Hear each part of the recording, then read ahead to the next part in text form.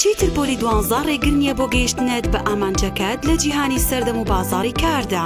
دەرچوانی پۆلی نوێی بنەڕەتی و ئەوانەی قۆناغی ئامادەییان تەواو نەکردووە دەتوانن ئێستا دڵنیا بن لە بنیاتنانی داهاتوویەکی گەشی ئاکادیمی و پیشەیی لە پەیمانگەی گەشە. لە پەیمانگەی گەشە قوتابیان بەکرداری فێری سەردەمیانەترین زانستەکانی کۆمپیوتەر دەبن لە تاقیکە پێشکەوتوەکان بە پێوەری جیهانی. ئاشنای نوێترین تیۆرەکانی کارگێڕی و ژمێریاری دەبن و دەگەن بە لووتکە لە هونەری بەڕێوەبردن و سەرکردایەتی.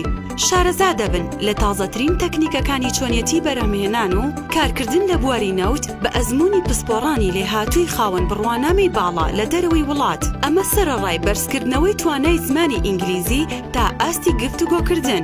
ساتەکانت لە پەیمانگەی گەشە ئاوێتەیە لە چێژ و ئاسوودەیی فێربوون و کەشی هاوڕێیانە، ئاهەنگی یەکترناسین و ڤیستیڤاڵی کولتوری وە خولی وەرزشی و گەشتی خۆشنودی بەهاری بۆ قوتابیان ساز کراوە. هەروەها بەشدار دەبن لە چالاکی زانستی و هونەریەکان. پەیمانگەی گەشە ساڵانە خاوەن پێشانگای زانستی تایبەت بەخۆیەتی کە قوتابیان داهێنانەکانیان بەو پەڕی بایەخەوە لە میدیاکان و لەلایەن پسپۆڕانەوە بەرز دەنرخێندرێت.